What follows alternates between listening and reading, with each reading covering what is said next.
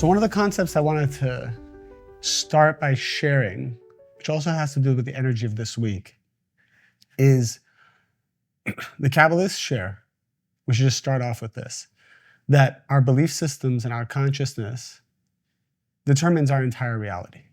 I had a woman just on the way over here. I try to read all the messages that I get on social media. And this woman from, I think it was Germany or Austria, she asked me, she said that she's a PhD student, she's getting her law degree, but she feels that as a woman, there is less opportunity for her, or it's going to be more difficult to accomplish the success that she craves to accomplish.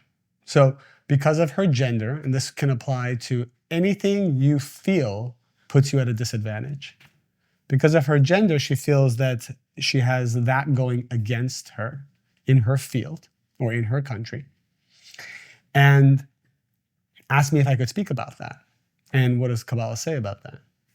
So first off, regardless of what your gender is, regardless of what your religion is, regardless of whatever disadvantage you have, regardless of if you have a handicap or not, regardless of if you're a good speaker or a bad speaker, or anything, if you feel that you're talented or not talented, all that matters is your consciousness, meaning that if you believe that the Creator is in control of everything, then you bypass statistics, you bypass history, you bypass gender discrimination, you bypass racism, you bypass everything, because there are two spiritual worlds that exist.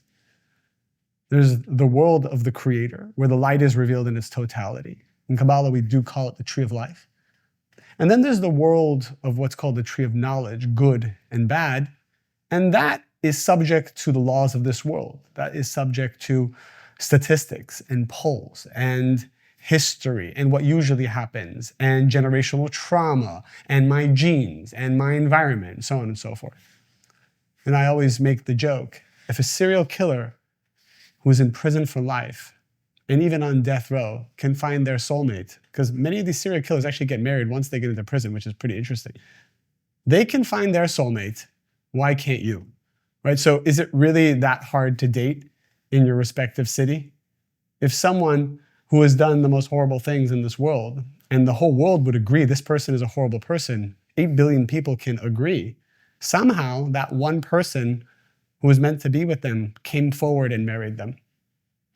So that means that it doesn't matter what you think is against you or is your handicap, but if you believe you have a handicap, if you believe you have a limitation, if you believe that there's someone blocking you from success, or there's a reality or a circumstance that you are at a disadvantage of, to the extent that you believe that, you enter the tree of knowledge, you enter the realm where there's a limitation. And that is our choice. And the sages are very clear. You must believe that at any moment your redemption can come in the blink of an eye. That means that at this moment, whatever is meant for you can happen. It can happen while we're on this video, on this podcast. It can happen at this moment. And if you believe that, then you enter a new reality where that begins to become true. If we don't believe that, it's not a punishment, it's just a choice to enter a reality where cause and effect takes longer. And yes, we are affected by other people's actions, other people's consciousness. And yes, other people are dictating who we are, what careers we can have, how much money we can make, and all the opportunities that come to us. So it's so important to just always double down on the concept that what I believe and what my consciousness is overrides. It's not that it negates, it overrides whatever the rest of the world thinks. And these are the heroes of our time. These are the people who create innovation, who create cures for diseases. These are the people who create what has never been before, because they're not listening to the people of before. These are the people that we call heroes. These are the people who become the Times Person of the Year, or who literally create inventions that bring us comfort, that bring us healing, that bring us the collapsing of time, space, and motion. Eventually, someone's going to figure out how to travel from New York to Paris in 30 minutes. And this person, I can promise you, didn't listen to anyone around them. This person didn't look at history. This person didn't look at statistics. This person was probably told that they are wrong over and over and over again. This person was probably ridiculed. This person was probably bullied in school. This person probably lost their money 5 to 10 times. This person didn't care, and this person had a vision and followed the vision and said, I will either die or manifest that vision. And so this is strong consciousness. And we have the power, this week's energy. The universe supports us to have what's called seed level consciousness. In the Kabbalistic text, it's called Keter. It means crown. It's the seed of everything. And at the seed, you have infinite potential. We know that as children, we thought a lot more was possible than we feel now as adults. We become wiser, but our scope of what we think is possible becomes more narrow. And so, can we be both wise and have the endless consciousness that a child has, that infinite consciousness to know that anything is possible? It doesn't matter what age you are. It doesn't matter if you think you're past the childbearing age. It doesn't matter if you think that you do or don't deserve a certain type of person in your life. It doesn't matter if you think that you're in a situation that it would take decades to get out of. I have seen firsthand, personally, and in the thousands of people that I've been with or coached, that the people who you least expect or who you thought it would take a long time to get out of their debt, to get out of their health condition, to get out of their toxic cycle and loop of relationships, to get out of their addiction. I spoke to a person today. She said, I have to talk to you because something in my life has changed. I felt, okay, I felt called to speak to her. And she said, I've been addicted. Since I was 10, I started drinking. I started doing drugs at 13. And I've been addicted to substances my entire life. I'm 40 now. And she said, in one moment, 2 weeks ago, something happened. Without getting into what that was, it was a 4-day experience. She said all her addictions left her in one moment. In one moment. She said she doesn't even crave alcohol, doesn't crave coffee, doesn't crave anything that was causing her an addiction. It disappeared in one moment, in one night. How is it possible? Well, what we know is that it is possible. And we don't have to always be the ones that are smart enough to go figure out how to do it. We just need to know that it's possible, and we need to know that the Creator wants to give it to us. This has to be our starting consciousness every day. It's possible, and the Creator wants to give it to me. Because thinking it's possible, but then also thinking you don't deserve it, meaning the Creator doesn't care to give it to you, is also a problem. Thinking that the Creator wants to give it to you, meaning you deserve it, but thinking it's not possible is also a problem. It's light and vessel. If you think something is possible, meaning you have a belief system that it can happen and happen quickly, right? So it can happen quickly is also another part of it. This is the vessel. This is the desire of the person. This is the consciousness of the person. This is the energy that comes from below. The knowing that the Creator wants to give it to me is opening up the channel from above. Both are vessels, but one is from below and one is from above. And this is how you connect light and vessel. This is how you connect male and female energy, sperm and egg. And what we know what happens when a sperm and egg touch, you have consciousness, you have new consciousness, you have a new soul, you have a new destiny, you have a new reality. And by the way, it is pretty magnificent, remarkable, and miraculous. Unfathomable, really, when you think of what a person is, a human being is that now has consciousness and free will. And you created that from a sperm and an egg. So that's the analogy of the egg is when I believe it's possible and possible right away. And the sperm is I know with certainty that the Creator wants to give it to me. This is what creates life, spiritual life, a new soul, a new destiny, new miracles. Kabbalah is just explaining the scientific and logical, practical steps to how miracles are created.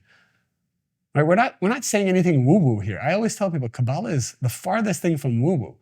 Like the most successful, logical people, the scientists, the doctors, when they study Kabbalah, they say, oh my God, this is science. This is not woo-woo. It's hard because that's why I think we should share this with people, because people have this misconception of what Kabbalah is. Kabbalah is a technology of the soul. It's practical spiritual wisdom. And we know it works because you apply it and right away it works. You don't even need time, because Kabbalah is also the secrets of how to overcome time. So we're really learning the blueprint of how a miracle is created. And we're learning just how powerful we are. My desire plus my certainty equals the miracle. My desire, and we can go to thousands of hours of understanding our desire. How big can you think? How big are you meant to think?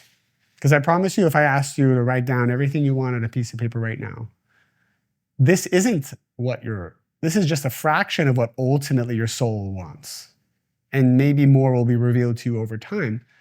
But just like kind of ask yourself, like when Elon Musk wakes up, what are his desires? Are they the same as our desires? Like what level is he thinking on? Right? One of his goals he just said is to be the first trillionaire so that he can pay for a colonization of Mars so that we can have consciousness on another planet. I mean, I know some people who are just thinking, I just want to start my own social media page and just put some content out there, and that's difficult enough. Right? He wants to create consciousness on another planet. So how big we think, we also can't be irrational though. So one of the things I like to do practically is just ask the Creator all the time through prayer. Prayer is a technology. It's not woo-woo. It's not religion. It's technology. And what prayer does is it helps you access the future version of yourself, which anyways exists right now because time doesn't exist. So if Cheryl knows that in 20 years, she's going to be a better, wealthier, healthier, wiser person, that same version of Cheryl or Julie or Adam exists right now. So when you pray, you access 20 years forward Julie right now, because time, space, and motion is an illusion. So practically you walk and you just ask the Creator. Just ask the Creator whatever you want. Say, what does my potential look like? Show me a vision. Show it to me in a vision. Maybe some people see things, some people can hear things, some people can feel things. Each one of us are psychic. Each one of us is psychic. Each one of us can see the infinite, whether you believe it or not. Water signs can see it easier. But all of us have this, and you can activate it by praying. The definition of prayer is really talking out loud in whatever language you speak, in whatever way you want, in whatever time, and you can ask and say anything. So one of the things you can ask is, what is my potential? What am I supposed to do? Show me all of it. Don't hold back. Creator, don't hold back in showing me everything I need to see. In fact, Creator, don't hold back and make me not feel connected to anything that limits me. I'll say that again. Creator, make me feel almost nauseous when I do something that limits me.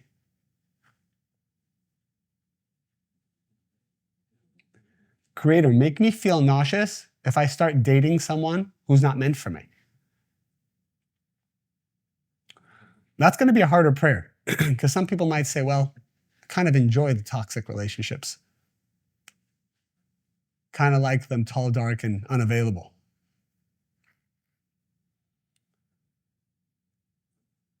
But either way, prayer shows us what our limitations are. So that is the tool that I wanted to share. And you'll hear me talk about prayer in 1,000 different ways. Prayer is a technology not to bribe the Creator, not to bribe God, not to convince this force to make you comfortable. This is not a plea for your case to say, hey, God, you made a mistake here. This is not working out for me, so I need you to fix this. The Creator has already fixed everything for you.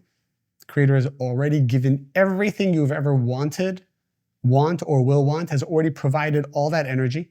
It's right here in front of you. All that's left is our free will to transform who we are, to let that energy in. So the prayer is really the transformation of me. I'm praying to transform me. Give me more certainty. Give me an unlimited understanding of who I am. Help me understand the difference between what is good for me or bad for me. Wouldn't it be great if you were a smoker? I was talking to the waitress today. She said she's 20, she was 25 years old. I asked her a couple of questions. She said, my generation, Gen Z, we don't really take care of our health that much, and we all smoke. We either smoke or vape, which I thought was interesting. And I said, do you want to stop? She said, I would love to not have to smoke or vape, but it's just part of my life. Can you imagine waking up one day and you put a cigarette in your mouth or the vape and it tastes like garbage? Like you literally, you put something bitter in your mouth and then you never crave it again. There's one of the things that people say after they take Ozempic, which, by the way, I'm not here to discuss what's right or wrong. I like examples, is that it also addresses the part of you that is emotionally connecting to energy and substances. I had a person who was a chronic gambler. She literally went to Vegas once or twice a month and tried to lose hundreds of thousands of dollars because she felt she wasn't worthy of the money that she was given. Classic case of bread of shame that we learn in Kabbalah 1. She had an addiction for her whole life to literally light money on fire as a gambler.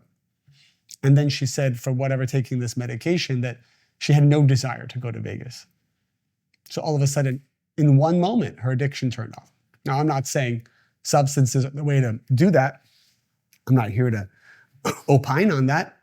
But what I do know for a fact is that a spiritual solution always is more powerful in every situation. And prayer can be like a spiritual Ozempic, if you will, in terms of being able to shift to a higher level of your soul so that you don't even crave the things that aren't good for you.